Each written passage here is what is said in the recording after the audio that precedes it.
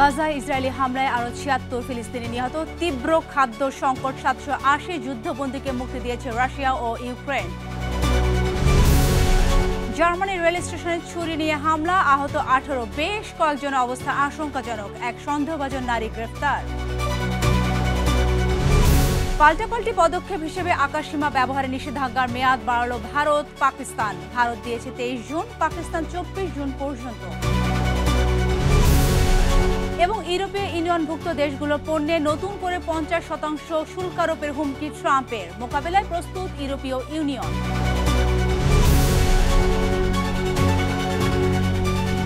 বিশ্বজুড়ে ঘটে যাওয়া দিনে গুরুত্বপূর্ণ ঘটনাবলী নিয়ে আরটিভি নিয়মিত আয়োজন সারাদিনে বিশ্ব। আপনাদের সাথে আছি আমি সালিয়া পারভিন। সাথে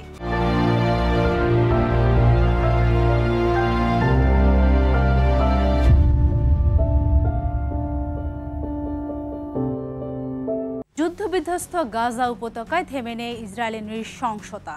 নতুন করে দখলদার ইসরায়েলে চালানো হামলায় উপত্যকাটিতে ৭৬ ফিলিস্তিনি নিহত হয়েছে। হতাহতের সংখ্যা আরও বাড়তে পারে বলে জানিয়েছে গাজার স্বাস্থ্য মন্ত্রণালয়। এদিকে গাজায় তীব্র খাদ্য সংকট বিরাজ করায় সেখানকার মানুষ স্মরণকালের সবচেয়ে ভয়াবহ পরিস্থিতির সম্মুখীন বলে মন্তব্য করেছেন জাতিসংঘ মহাসচিব আন্তোনিও গুতেরেস।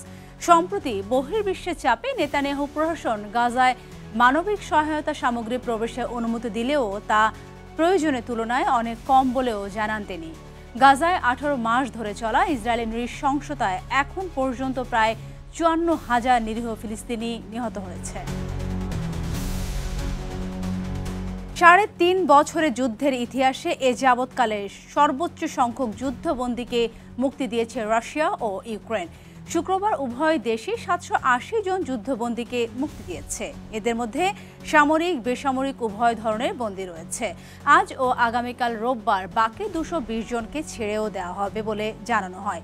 এদিকে যুদ্ধবন্দীদের মুক্তিদানের ব্যাপারটিকে স্বাগত জানিয়েছেন এ যুদ্ধের প্রধান মধ্যস্থতাকারী যুক্তরাষ্ট্রের প্রেসিডেন্ট ডোনাল্ড ট্রাম্প। বিস্তারিত রাকিব হাসানের রিপোর্টে। ২০২২ সালের পর থেকে সর্বোচ্চ সংখ্যক যুদ্ধবন্দী বিনিময় করল রাশিয়া ইউক্রেন। শুক্রবার উভয় দেশই ৩৯০ জন করে মোট ৭৮০ বন্দীকে মুক্তি দিয়েছে দুই প্রতিবেশী দেশ। এর মধ্যে রয়েছে ২৭০ জন সেনা ও ১২০ জন বেসামরিক বন্দী। সম্প্রতি তুরস্কের দুই দেশের সরকারি প্রতিনিধিদের মধ্যে হওয়া সংলাপে মস্কো ও কিয়েভের মধ্যে যেসব সমঝোতা হয়েছে সেসবের আওতায় ছেড়ে দেওয়া হয়েছে এই যুদ্ধবন্দীদের। তুরস্কের বৈঠকে উভয় দেশের ৫০০ জন করে মোট ১,০০০ যুদ্ধবন্দীর মুক্তির ব্যাপারে সম্মত হয়েছিল রাশিয়া ও ইউক্রেন। তাদের মধ্যে শুক্রবার মুক্তি পেল এই বন্দীরা। আজ ও আগামীকাল রোববার বাকি ২২০ জনকে ছেড়ে দেওয়া হবে বলে জানানো হয়। গতকাল যে ৩৯০ জন ইউক্রেনীয় যুদ্ধবন্দীকে মুক্তি দিয়েছে মস্কো, তাদের একজন ওলেস্কান্দার নেহির ইউক্রেনীয় বাহিনীর একজন সেনা সদস্য। তার স্ত্রী এ সময় উপস্থিত ছিলেন। মুক্তির পর ইউক্রেনের সুমি শহরের বাসিন্দা নেহির বলেন, আমাকে যে আজ মুক্তি দেওয়া হচ্ছে আমার স্ত্রীকে জানানো হয়নি। এমনিতে কারা কর্তৃপক্ষ প্রতি শুক্রবার পরিবারের সদস্যদের সঙ্গে আমাদের সাক্ষাৎ করতে দেয়। সে আমার সঙ্গে আজ এই সাপ্তাহিক সাক্ষাৎ করতেই এসেছিল। এসে যখন দেখলো যে আমি মুক্তি পেয়েছি, সে খুশিতে প্রায় বাকরুদ্ধ হয়ে গেছে। বিষয়টি ঠিক কেমন, আপনি যদি কখনো এ ধরনের পরিস্থিতির মধ্য দিয়ে না যান তাহলে আপনাকে তা বলে বোঝানো কঠিন। ৯ মাস আগে ইউক্রেনের খেরসন প্রদেশে দেশটির সেনাবাহিনীর হাতে বন্দী হয়েছিলেন রুশ বাহিনীর সেনা সদস্য ওলেক্সান্দার তারাসোভ। শুক্রবার যে ৩৯০ জন রুশ যুদ্ধবন্দীকে মুক্তি দিয়েছে তাদের মধ্যে তারাসোভও একজন। যুদ্ধবন্দীদের মুক্তিদানের ব্যাপারটিকে স্বাগত জানিয়েছে এই যুদ্ধের প্রধান মধ্যস্থকারী যুক্তরাষ্ট্রের প্রেসিডেন্ট ডোনাল্ড ট্রাম্পও। শুক্রবার নিজের সামাজিক যোগাযোগ মাধ্যম ট্রুথ সোশ্যালে পোস্ট করা এক বার্তায় এ ধন্যবাদ জানায় ট্রাম্প। রাকিব হাসান, আরটিভি। পাল্টাপাল্টি পদক্ষেপ হিসেবে ভারত পাকিস্তান দুদেশই একে অপরের বিমানের জন্য আকাশসীমা ব্যবহারের নিষেধাজ্ঞার মেয়াদ বাড়িয়েছে। শুক্রবার উভয় দেশের পক্ষ থেকে এই ঘোষণা দেওয়া হয়েছে বলে নিশ্চিত করেছে বার্তা সংস্থা রয়টার্স। জানা যায়, পাকিস্তান বিমানবন্দর কর্তৃপক্ষ আগামী ২৪ জুন পর্যন্ত তাদের আকাশসীমায় ভারতের নিবন্ধিত, পরিচালিত, মালিকানাধীন অথবা ভাড়া দেওয়া যে কোনো ধরনের বিমান চলাচলের উপর নিষেধাজ্ঞার মেয়াদ বাড়িয়েছে।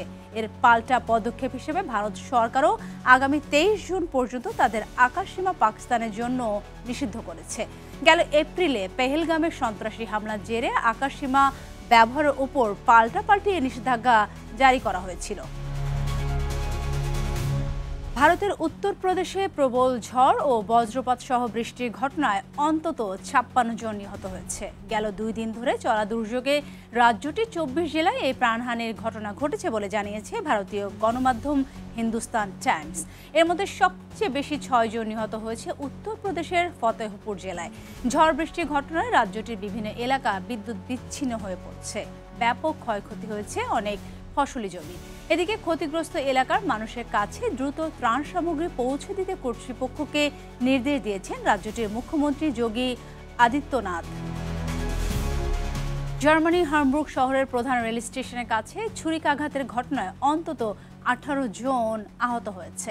এই ঘটনায় এক সন্দেহভাজন নারীকে গ্রেফতার করা হয়েছে বলে হামবুর্গ পুলিশের বরাতে নিশ্চিত করেছে সংবাদ মাধ্যম বিবিসি। হামবুর্গ পুলিশ জানায় আহতদের মধ্যে বেশ কয়েকজনের অবস্থা আশঙ্কাজনক। তারা হামলার মোটিভ খুঁজতে তদন্ত শুরু করেছে। তবে তাদের প্রাথমিক ধারণা হামলার পেছনে কোনো রাজনৈতিক উদ্দেশ্য ছিল না। এদিকে হামলার ঘটনাকে ভয়াবহ আখ্যা দিয়েছেন জার্মানির চ্যান্সেলর ফ্রেডরিক মার্চ। পাশাপাশি আহতদের উদ্ধারে জরুরি সেবা কর্মীদের তৎপরতারও প্রশংসা করেন তিনি।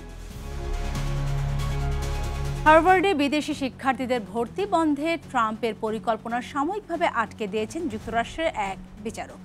যুক্তরাষ্ট্রের প্রেসিডেন্ট ডোনাল্ড ট্রাম্প প্রশাসনের বিরুদ্ধে হার্ভার্ড বিশ্ববিদ্যালয়ে মামলা করার পরই এমন সিদ্ধান্ত নিলেন বিচারক। হার্ভার্ড বিশ্ববিদ্যালয়ের অভিযোগ, ট্রাম্প প্রশাসনের সিদ্ধান্ত অনুযায়ী বিশ্ববিদ্যালয়টির বিদেশি শিক্ষার্থী ভর্তি অনুমোদন বাতিল করা হলে তা হবে মারাত্মক সাংবিধানিক লঙ্ঘন। শুক্রবার বোস্টনের ফেডারেল কোর্টে দায়ের করা মামলায় হার্ভার্ড জানায়, সরকার একটি কলমের আঁচড়ে হার্ভার্ডের আন্তর্জাতিক ভিসাধারী শিক্ষার্থীদের মুছে ফেলতে চেয়েছে।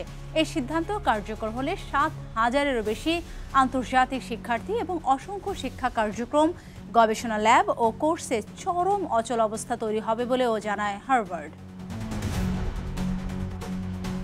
ইউরোপীয় ইউনিয়নভুক্ত দেশগুলোর পণ্যের উপর নতুন করে শুল্ক আরোপের হুমকি দিয়েছেন মার্কিন প্রেসিডেন্ট ডোনাল্ড ট্রাম্প। শুক্রবার সামাজিক যোগাযোগ মাধ্যম এক্সে এই কথা জানান তিনি। পরবর্তীতে হোয়াইট হাউসে দেওয়া বক্তব্যে একই বিষয়ে পুনর্ব্যক্ত করেন তিনি। পাশাপাশি যুক্তরাষ্ট্রের বাইরে তৈরি হওয়া আইফোনে কমপক্ষে 25% শুল্ক বসানোর হুমকিও দেন মার্কিন প্রেসিডেন্ট। এদিকে ট্রাম্পের বক্তব্যের পাল্টা প্রতিক্রিয়া জানিয়েছে ইউরোপীয় ইউনিয়ন। বিস্তারিত অর্ণব প্রসাদের রিপোর্টে। চীনের সঙ্গে বাণিজ্য যুদ্ধের উত্তেজনা কাটতে না কাটতেই নতুন করে ইউরোপীয় ইউনিয়নভুক্ত দেশগুলোর ওপর শুল্ক আরোপের হুমকি দিয়েছেন মার্কিন প্রেসিডেন্ট ডোনাল্ড ট্রাম্প। হোয়াইট হাউসে দেয়া বক্তব্যে ট্রাম্প আগামী জুন মাস থেকে ইউরোপীয় ইউনিয়নভুক্ত 27টি দেশের পণ্যে 50% শুল্ক বসানোর কথা জানান। তারা আমাদের দেশকে ভালোভাবে মূল্যায়ন করছে না, তাই তাদের সঙ্গে মুক্ত বাণিজ্য চুক্তি নিয়ে আলোচনা চালিয়ে যাওয়া আমাদের পক্ষে আর সম্ভব নয়। আমি আগামী 1 জুন থেকে তাদের পণ্যের উপর সরাসরি 50% শুল্ক আরোপের সুপারিশ করছি। শুধু ইউরোপ নয়, জনপ্রিয় প্রযুক্তি নির্ভর প্রতিষ্ঠান অ্যাপেলকেও কড়া বার্তা দিয়েছেন ট্রাম্প। তিনি হুঁশিয়ারি দিয়ে বলেন, যুক্তরাষ্ট্রের বাইরে তৈরি হওয়া আইফোনে কমপক্ষে 25% শুল্ক দিতে হবে। অ্যাপেলকে তাদের সব ডিভাইস আমেরিকার মাটিতে তৈরি করতে হবে বলেও হুঁশিয়ারি দেন তিনি। সম্প্রতি প্রতিষ্ঠানটি তাদের উৎপাদন কার্যক্রম চীন থেকে সরিয়ে ভারত ও ভিয়েতনামে স্থানান্তর করেছে। তবে ট্রাম্পের শুল্ক আরোপের হুমকি ভালোভাবে নেয়নি ইউরোপীয় ইউনিয়ন। তাৎক্ষণিক প্রতিক্রিয়ায় সংস্থাটির বাণিজ্য প্রধান মারোস সেফকোভিক জানান, 27 সদস্যের সমন্বয়ে গঠিত সংস্থাটি যুক্তরাষ্ট্রের সঙ্গে বাণিজ্য চুক্তি করতে অঙ্গীকারবদ্ধ। তবে তার ভিত্তি হতে হবে সম্মান, হুমকি নয়। ইউরোপীয় ইউনিয়ন যুক্তরাষ্ট্রের সবচেয়ে বড় বাণিজ্য অংশীদার। যুক্তরাষ্ট্রের সরকারি দপ্তরের তথ্য মতে প্রতি বছর ইউরোপীয় ইউনিয়ন দেশটির বাজারে প্রায় $600 বিলিয়ন পণ্য পাঠায়। তবে ইউরোপের দেশগুলোর ওপর নতুন করে শুল্ক আরোপের হুমকি দিলেও শুক্রবার সিরিয়ার ওপর আরোপিত নিষেধাজ্ঞা তুলে নিতে আদেশ জারি করেছে ট্রাম্প প্রশাসন। দেশটির অর্থ বিভাগ এ বিষয়ে একটি অনুমতিপত্র প্রকাশ করেছে। এর মাধ্যমে সিরিয়ার অন্তর্বর্তী প্রেসিডেন্ট আহমেদ আল শারার নেতৃত্বাধীন সরকার দেশটির কেন্দ্রীয় ব্যাংক ও রাষ্ট্রায়ত্ত প্রতিষ্ঠানগুলো যুক্তরাষ্ট্রের সঙ্গে লেনদেন করতে পারবে। এর আগে মধ্যপ্রাচ্য সফরের সময় ট্রাম্প গৃহযুদ্ধে বিধ্বস্ত সিরিয়ার পুনর্গঠনে নিষেধাজ্ঞা শিথিলের প্রতিশ্রুতি দিয়েছিলেন। অর্ণব প্রসাদ, RTV। ইতালির রাজধানী রোমে শুক্রবার ইরান যুক্তরাষ্ট্র পঞ্চম দফার বৈঠকের পরও নিজ নিজ অবস্থানে অটল দুই দেশ। তবে এবারে আলোচনায় বেশ কিছু নতুন প্রস্তাব উত্থাপন করা হয়েছে বলে জানায় ওমান। আলোচনার পর আলোচনা হলেও মিলছে না কোনো সমাধান, অথচ যোগ হচ্ছে নিত্য নতুন শর্ত। সৃষ্টি হচ্ছে একের পর এক বিতর্ক। ইরান যুক্তরাষ্ট্র পরমাণু চুক্তি বিষয়ে পঞ্চম দফা বৈঠকেও মেলেনি কার্যকর সমাধান। বিস্তারিত রাকিব হাসানের রিপোর্টে। আলোচনার পর আলোচনা হলেও নিজ নিজ অবস্থানে অটল ইরান যুক্তরাষ্ট্র। পরমাণু চুক্তির বিষয়ে পঞ্চম দফা বৈঠকেও দুই দেশের মধ্যে মেলেনি কার্যকর সমাধান। সৃষ্টি হচ্ছে একের পর এক বিতর্ক। আলোচনায় মধ্যস্থকারী ওমান জানায়, এবারের বৈঠকে কিছু নতুন প্রস্তাব উত্থাপিত হয়েছে, যেগুলো নিয়ে এখন দুদেশের রাজধানীতে মূল্যায়ন হবে। সেই অনুযায়ী নির্ধারিত হবে পরবর্তী বৈঠকের সময়। তবে ইরানের পররাষ্ট্রমন্ত্রী আব্বাস আরাঘচি স্পষ্ট জানিয়ে দেন, ২-৩টি বৈঠকে এই জটিল সমস্যার সমাধান সম্ভব নয়। রোমের ওমানি দূতাবাসে ৫ দফা আলোচনার শেষ দিনে আরাঘচি বলেন, এটি ছিল যুক্তরাষ্ট্রের সঙ্গে সবচেয়ে পেশাদার বৈঠকগুলোর একটি। ইরান তার নীতিগত অবস্থান স্পষ্টভাবে তুলে ধরেছে। এখন যুক্তরাষ্ট্রের পক্ষেও বিষয়গুলো আরও পরিষ্কার বলে মনে করছেন তারা। ইরানের উপপররাষ্ট্রমন্ত্রী আলী বাঘিরি জানান, নতুন করে দুই দেশের মধ্যে আলোচনার দরজা খোলা হয়েছে, তবে একতরফাভাবে চাপে ফেলে কিছু আদায় করা সম্ভব নয়। অন্যদিকে ওয়াশিংটনও নিজ অবস্থানে অটল। মার্কিন বিশেষ দূত স্টিভ উইটকফ সরাসরি জানান, ইরানকে 60% ইউরেনিয়াম সমৃদ্ধকরণ পুরোপুরি বন্ধ করতে হবে, পাশাপাশি ক্ষেপণাস্ত্র কর্মসূচিও সীমিত রাখতে হবে।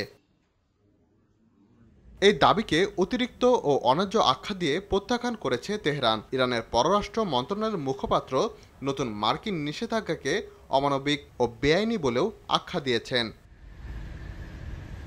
ইরান বলছে তারা পরমাণু চুক্তি মেনে চলতে চায়, কিন্তু যুক্তরাষ্ট্রের তরফ থেকে বিশ্বাসযোগ্য প্রতিশ্রুতি পেলে তবেই তারা এই পথে এগোবে।